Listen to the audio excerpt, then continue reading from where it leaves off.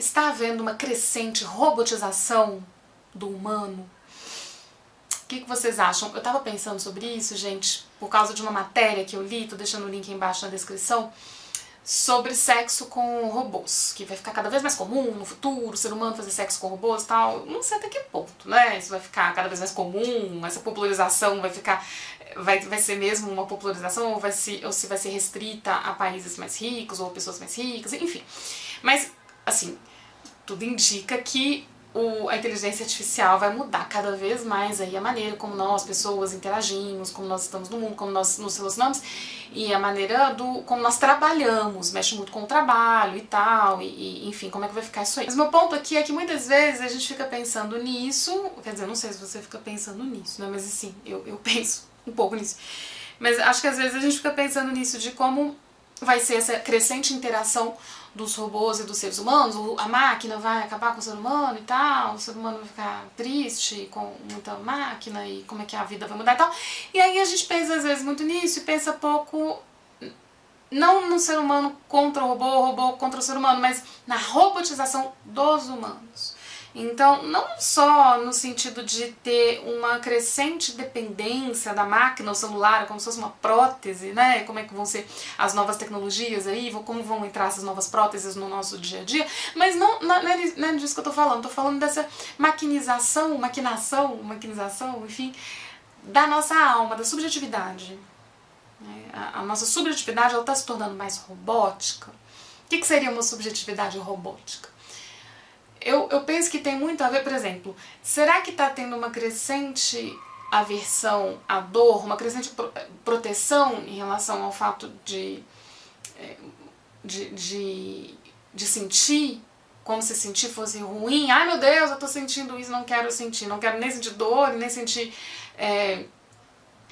paixão, ou nem sentir medo, ou nem sentir, enfim, tudo me desestrutura. Outro dia eu tava falando isso com uma amiga, que aconteceu uma coisa legal na vida dela, ela comprou um apartamento e ela tava mais tensa do que alegre, aquilo se transforma numa supertensão, porque ela tá muito ansiosa. Então, essa ansiedade, às vezes ela vem muito do simples fato de estar sentindo, do fato de ser humano, nós humanos sentimos coisas. Então, essa aversão a sentir e essa necessidade, talvez crescente, de se proteger muito da dor e de sensações fortes, tem tudo a ver com o Admirável Mundo Novo. Não sei se alguém já leu, bom, com certeza, né? Alguns de vocês já leram, mas no Admirável Mundo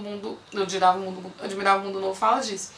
Não poder sentir e tomar um remedinho para as emoções se estabilizarem. Então, o nível ideal de temperatura e pressão, acho que isso tem muito a ver com essa robotização da subjetividade que eu tô falando aqui. Então, sentir é muito desconfortável, é melhor não sentir. E tem outra coisa que eu acho que tem muito a ver com essa robotização subjetiva, é um desconforto em relação àquilo que é natural, em relação àquilo que varia, sabe? As flores de plástico não morrem, como na música. Eu vejo muito isso. Por exemplo, na idade, não quer envelhecer, né? Não que seja fácil, mesmo para os humanos de antigamente, envelhecer é uma questão, né, que faz parte da condição humana e tal. Mas esse horror, entende? A envelhecer, e esse horror também, a falha, a falibilidade do outro, o outro é falho. Quando você quer muita perfeição, até que ponto isso não indica essa robotização subjetiva de que eu tô falando aqui? Porque o ser humano não é perfeito, perfeito é a máquina, né? Pode ser a máquina quando ela funciona, né? Pelo menos. Mas assim, o ser humano ele não é infalível, então o erro faz parte da nossa caminhada. E mais do que isso, o erro é importante. Se você pensa na criatividade, por exemplo, como é que você vai ter uma vida criativa se você não admite o erro? Então, quando o outro erra, não tem diálogo, né? Enfim, você desaprende a lidar com a sua falha, com o seu aprender e desaprender, né, seus acertos e erros e tal. Quando você desaprende a lidar com isso do outro, quando você espera que o outro seja perfeito, quando você espera que sua vida seja perfeita, e você se assusta demais quando algo dá errado, quando algo sai disso, até que ponto isso não indica também essa robotização de que eu tô falando aqui. Essa coisa da alta performance também, de se exigir uma eficácia como se fosse uma máquina. Então, não pode descansar. Vocês imaginam um robô, por exemplo, de pernas pro ar, sabe? Um robô preguiçando, com preguiça, sabe? Imagina um robô colocando uma cadeira no sol, simplesmente tomando sol. Então isso não é a preguiça, o ócio, não é robô. Não tem nada a ver com robô. Agora, se um ser humano mais robotizado vai se entregar ao ócio, ele já vai querer colocar uma função para aquilo, né? O ócio vai aumentar a minha produtividade, a vida vira uma enorme lista de tarefas para ir ticando, assim, e tudo fica dentro dessa lógica de performar mais, né? Quantas vezes eu transei, quantas vezes eu gozei, quando eu saí com os meus amigos é porque eu quero aumentar meu networking, então qualquer pedacinho livre do meu dia eu vou usar para aprender uma nova coisa. É óbvio que é uma delícia aprender e ter objetivos, né, gente? Por favor. Não é isso que eu tô falando dessa lógica, tem que render, né? O que eu fiz hoje? Ah, eu não fiz nada, ai, nossa, tô muito triste porque eu não fiz nada, como se a vida fosse isso, fosse eficácia, fosse render. Eu enxergo como uma super robotização, assim. Essa coisa de vincular também o valor do ser humano ao trabalho, que é muito problemático no meu entender. Seu filho nasceu bebezinho, você não fala, oba, nasceu mais um trabalhador. Não é pra isso que serve a vida, né? Pra que serve a vida? Eu acho que acaba entrando nessa questão. Eu adoro aquele título do livro do Krenak, A Vida Não É Útil. Eu adoro quando a Hilda Hilst fala Não Fico Besta Quando Me Entendem, é um livro de entrevistas, recomendo muito. Ela pergunta qual que é a utilidade do recém-nascido. Justamente isso. Né, do bebezinho. Então, assim, é estranho, porque às vezes, sei lá, você ama alguém e vamos supor que a pessoa tem um problema, não consiga mais trabalhar, então você para de amar esse alguém, pensa alguém velhinho, por exemplo, né? Acho que se fala um pouco disso no começo da pandemia, porque os mais velhos estavam em grupos de maior vulnerabilidade à doença, né? Enfim. Então, qual que é o valor da nossa vida? Onde está esse valor? E eu acho que quando a gente entra nessa lógica da robotização, fica nisso. Você vale pelo que você faz e não pelo simples fato de você existir como humano. Eu acho que essa robotização, essa crescente aversão a qualquer tipo de mal-estar também é muito esquisito. É muito esquisita. Acho que leva a muitos sofrimentos. Tem uma parte do sofrimento que, no meu entendimento, ele faz parte da condição humana, mas tem uma parte do sofrimento que ele vem da nossa luta contra o sofrimento. Não posso sofrer. E aí que sofre mais? Porque como assim não pode sofrer? Não, mano. Então, né, é esquisito.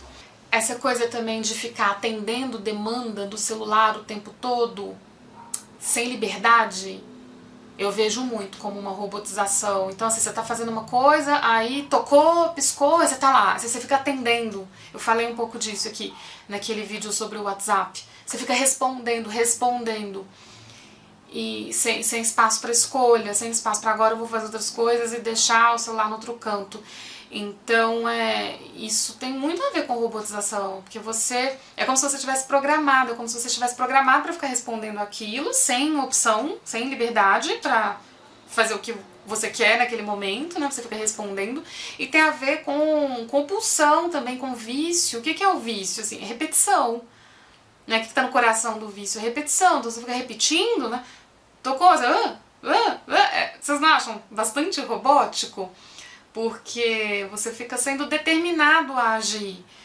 Eu acho que quando a gente fala de robotização subjetiva, no fundo a gente está falando disso, dessa ser determinado a agir, é pouquíssimo livre. A liberdade, ela é um tema aí que perpassa a vivência humana desde sempre, né? Não é à toa que é um tema tão fundamental na filosofia. O que faz de nós menos livres? E onde está a nossa possibilidade de liberdade? Então eu enxergo essa crescente robotização, me parece crescente, da psique humana, da nossa alma, do nosso espírito, essa crescente robotização como uma crescente contração da nossa liberdade, né? Uma crescente diminuição da nossa liberdade. De ter cada vez menos espaço, né, entre as nossas ações, de ter o tempo cada vez mais colonizado, mais tomado, e de responder cada vez menos a um ritmo interno, de escutar cada vez mais, de se conectar cada vez menos com o ritmo interno para ficar respondendo o ritmo de fora determinado pelas tarefas, pelos ponteiros do relógio, pelas obrigações, pelas demandas, pelas engrenagens do mundo, pela necessidade de ganhar dinheiro, enfim, quando você fica muito assim, desconectado do seu ritmo interno para atender demanda, eu vejo isso como essa robotização psíquica e que obviamente traz muito sofrimento, né, gente? Porque nós não somos robôs. Então, traz sofrimento para a pessoa que está se robotizando e para as pessoas que estão convivendo com ela. Talvez, num sentido mais superficial, a pessoa que está se robotizando, ela parece estar sofrendo menos, mas acredito que de algum jeito essa perturbação, ela se revele, ainda que ela fique muito subterrânea, porque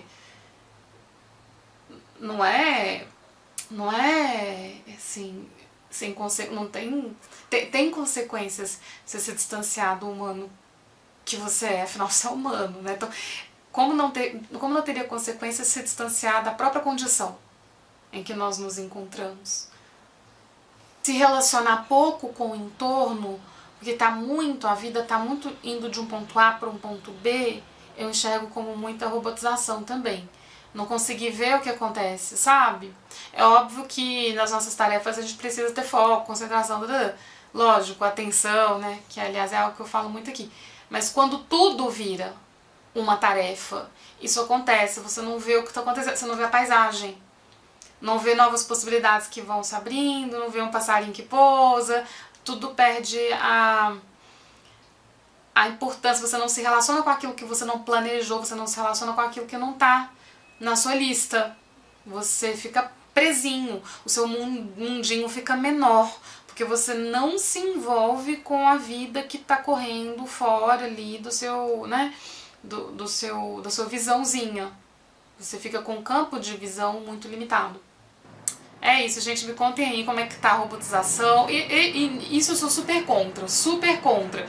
A inteligência artificial, se ela for bem guiada, se ela for guiada por humanos, por um olhar humano, acho que ela pode ser ótima, O Harari tem uma frase que eu gosto muito, que o ser humano ele sempre foi melhor em inventar novas tecnologias do que em usar essas tecnologias. O uso que é feito dessas tecnologias, pensando socialmente, né?